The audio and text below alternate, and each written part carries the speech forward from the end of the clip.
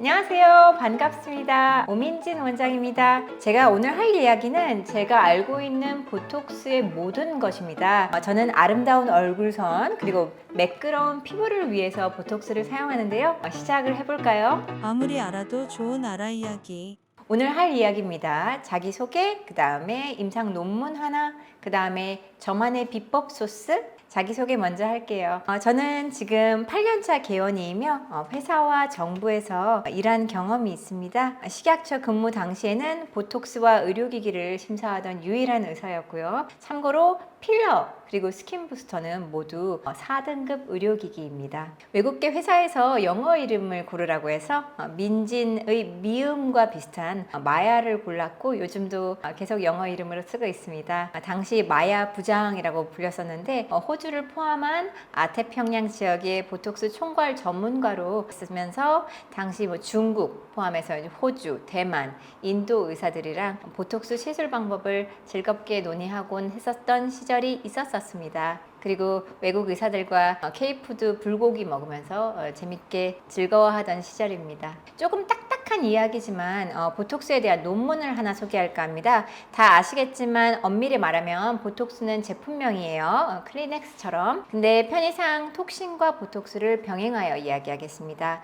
보톡스가 톡신의 대명사처럼 이미 사용되고 있으니까요. 논문은 길게 이야기하시면 다 도망가시니 정말 짧게 이야기할게요. 아시아인의 미용적 치료를 위한 톡신 한국, 중국, 태국 합동 연구이죠. 아시아인과 서양인은 얼굴의 골격하고 근육이 상당히 다릅니다. 주름 제거를 위해서는 이마주름, 미간주름, 버니라인, 눈가주름, 코 입술주름, 그리고 입 주위 주름에 주사하라고 하는데요. 이따 말씀드리겠지만 일부는 저는 동의하고요. 일부는 동의하지 않습니다. 왜냐하면 일부 부위는 시술 시 보기에 굉장히 좀 약간 어색해 보일 수 있거든요. 그래서 저는 일부 부위는 아예 일부러 누락시킵니다. 또 논문에서는 해당 부위에 이렇게 주사를 해라 구체적인 용량까지 친절하게 적어두었는데요. 넘어가도록 하고요. 윤곽 교정도 톡신으로 가능하죠. 교근 비대, 사각턱이죠. 관자근 비대, 귀밑 침샘 비대, 벌렁코, 코끝 처짐,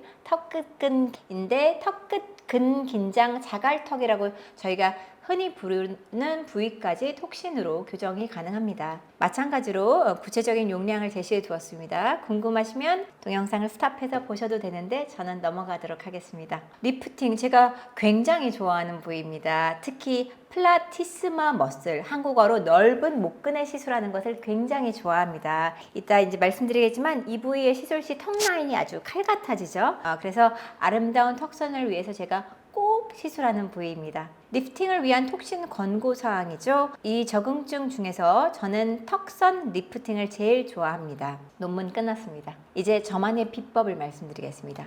짜잔! 저는 먼저 이마 미간 보톡스를 이렇게 놓습니다. 딱 여기서 크로스하죠. 원장님 이마 양옆은요? 이마 양옆은 아주 주름이 심하지 않거나 특별한 일이 없으면 주사하지 않아요.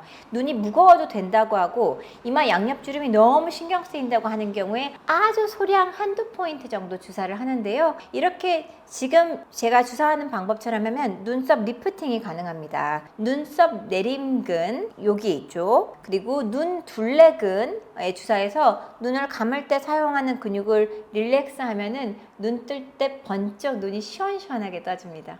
뉴스에 나온 한혜진님의 눈꼬리도 제가 올릴 수 있어요. 근데 눈꼬리 처짐도 나름 매력적인 게 있습니다. 이거는 이제 취향의 문제거든요. 그래서 저는 눈썹 리프팅을 할지 아니면은 내릴지 환자와 상의를 합니다. 어떤 분들은 올리는 걸 좋아하고요. 어떤 분들은 약간 내리는 걸 좋아해요. 쌍꺼풀의 모양도 달라지니까요. 종종 말씀드리지만 저는 주방의 셰프입니다. 그래서 주방장은 본인의 요리법을 고수하면 안 돼요. 잘 모르시겠다. 이 음식이 어떤 음식인지 모르겠다. 그러면은 제가 제 방식대로 해드리고 보편적인 취향에 맞춰드리는데 만약에 굉장히 특수한 걸 좋아한다. 그러면 고객의 특수 취향에 맞추어 줄 줄도 아는 게 좋은 주방장이라고 생각합니다. 이마 미간 보톡스 다음으로 눈가 눈밑 보톡스입니다. 전 웃을 때 생기는 자연스러운 콧등주름을 참 좋아해요. 눈가 주름 역시 웃을 때는 한두 개 정도 생겨야 된다고 생각합니다. 콧등주름을 확 피지 않기 위해서 저는 이 두 부위는 시술하지 않습니다. 그리고 눈가도 제가 웃을 때 생기는 한두 개의 가로주름을 좋아하기 때문에 다른 책에서 말하는 용량보다는 적게 시술을 해요. 그리고 시술 전에 환자들한테도 제 취향을 솔직하게 이야기하고 그 다음에 제 취향과 다르면 환자들이 원하는 대로 해주기도 합니다. 앞서 유튜브에서 했던 비유대로 저는 제가 만든 곰탕에 환자들이 소금을 한 사발 넣어도 괜찮아요. 취향이니까요. 근데 그렇게 하면 어색할 수도 있다는 이야기는 꼭 미리 말씀드리고요. 주방장이 먹어도 친구가 먹어도 누가 봐도 좀 어색할 수 있다는 이야기는 미리 말씀드립니다. 이렇게 이마미간 눈가 눈밑 보톡스를 시술합니다. 추가로 자갈턱 보톡스를 놓기도 합니다. 멘탈리스 머슬, 턱끝 근육을 이완시키면 턱선이 정면에서는 V라인이 되고 측면에서는 약간 앞으로 돌출돼서 세련된 느낌을 주거든요. 저는 여기 마리오나 라인 개선시에도 여기 입꼬리 내림근에 시술하는 입꼬리 올림 보톡스 대신 여기에 놓는 자갈턱 보톡스를 이용합니다. 왜냐면 자갈턱 보톡스는 멘탈리스 머슬, 여기 턱 끝 근육을 아랫입술을 올리는 유일한 근육이거든요. 그래서 여기에 시술할 경우에는 다른 부위에 시술하는 경우보다 더 자연스럽습니다. 즐겨하진 않지만 입꼬리 올림 보톡스 시술 방법을 몇 가지 더 소개를 시키면 이런 식으로 시술한다고 책에 써 있습니다. 곰탕의 원료는 동일하죠. 근데 주방장마다 여러 방식으로 시술할 수 있습니다.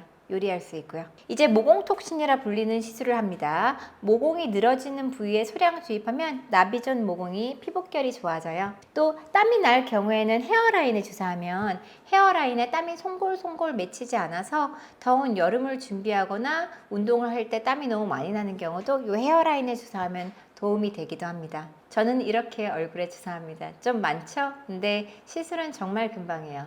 3분 안에 끝납니다. 갑자기 논문이 나오는데요. 간단히 말씀드릴게요. 더모톡신 주사 부위를 이렇게 놓는다 라고 하는데요. 나비존, 구렛나루 라인, 턱선 약간에 주사합니다. 저 역시 요 세 부위에 같이 주사합니다. 다만 주의할 사항은 여기 팔자주름 시작 부위는 과도하게 주사하면 웃을 때 얼굴이 원숭이처럼 좀 변해요. 초보 시술자는 아예 시도하지 않는 게 낫다고 저는 생각을 하고 많이 시술하신 분들도 굉장히 조심해야 돼서 이 부위는 저는 시술은 권장하지 않습니다. 이 부위에 과도하게 주사하면 윗입술이 내려가죠. 그리고 이렇게 됩니다. 제 얼굴이에요. 6개월간 이랬습니다. 해상도가 좋진 않지만 저희 의원 인스타에 수년 전 올린 사진이고요. 제가 봤을 때는 조커나 원숭이 같아요. 팔자 주름에 보톡스를 놓게 했다는 분은 셀프 마르타한 제 얼굴을 보여드리고 그리고 이 미소가 좋으면 이렇게 해드리겠다고 합니다. 딱 2분 계셨어요. 2분 모두 만족하셨습니다. 왜냐면 사람들은 모두 취향이 다르니까요. 코끝 처짐이나 벌렁코에도 보톡스를 놓을 수 있어요. 근데 이 부위에 주사를 저는 자주 놓지 않는 이유는 솔직히 말씀드리면 굉장히 아픕니다. 그리고 너무 아프면 환자들이 힘들어하고요. 그리고 그 아픔 때문에 다시 내원하지 않을 수가 있기 때문에 먼저 요청하지 않으면 제가 먼저 권하는 부위는 아닙니다. 이렇게 놓습니다. 이제 광대 보톡스를 알아볼 텐데요. 이건 옆으로 돌린 사진을 보는 것이 더 이해가 빠르기 때문에 옆으로 살짝 돌릴게요. 광대 부위에 가장 튀어나온 부위를 시술하면 됩니다. 입꼬리를 올리는 근육에 영향을 미치지 않게 일단 환자한테 웃어보라고 하고 만졌을 때 그 부위에 영향이 없는 것 같아. 그런 위치를 잡고 뿅 하고 주사하면 됩니다. 특히 반복적으로 사각턱 보톡스, 교근에 시술을 하게 될 경우엔 약해진 저작 기능을 보상하기 위해서 측두근이나 사각턱 근육 이 위쪽에 비대가 생기죠. 이걸 보상성 강화라고 해요. 왼다리를 다치면 오른다리를 쓰듯이. 그래서 사각턱 보톡스를 계속 맞는 경우에는 위쪽이 약간 볼록하면서 얼굴이 약간 역삼각형으로 바뀔 수가 있습니다.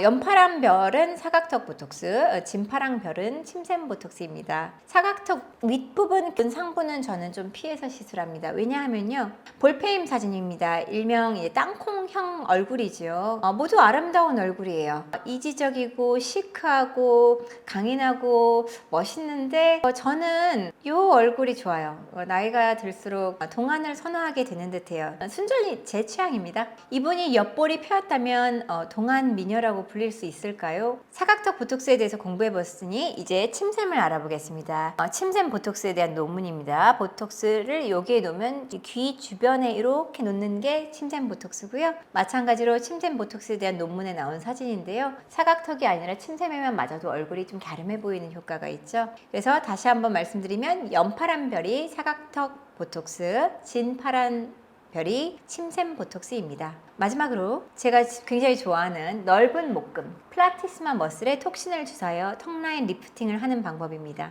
턱선이 아름답다는 이집트 여왕의 이름을 단 네페르티티 보톡스입니다. 그리고 아까 말씀드린 대로 구렛나루 옆라인에도 더모톡신을 주사합니다. 그림이 점점 복잡해지지요. 그리고 이게 마지막입니다. 자, 실제 케이스 하나 보여드리겠습니다. 실제 얼굴을 보여준다고 동의해주신 분께 감사를 드립니다. 이런 식으로 다 놨어요. 이런 식으로 다 전보 주사하고 3주 뒤의 얼굴입니다. 톡신 이외에 다른 시술은 하지 않았습니다. 실제로 이제 톡신 하고 나서 4주에서 6주 뒤에 피크를 치는데 그 사진은 없는데요. 3주 만에도 이러한 얼굴이면 3주 뒤에는 얼마나 많이 변했을까요? 다시 한번 사진 공유를 허락해 주셔서 감사합니다. 마무리예요. 톡신은 얼굴 끝 여기서부터 여기까지 주사하면 주름 개선, 리프팅, 형태 개선을 모두 할 수 있고요. 추가로 피부결도 역시 개선됩니다. 아름다운 얼굴선과 매끄러운 피부를 위해서 톡신, 보톡스 시술을 저는 크게 추천합니다.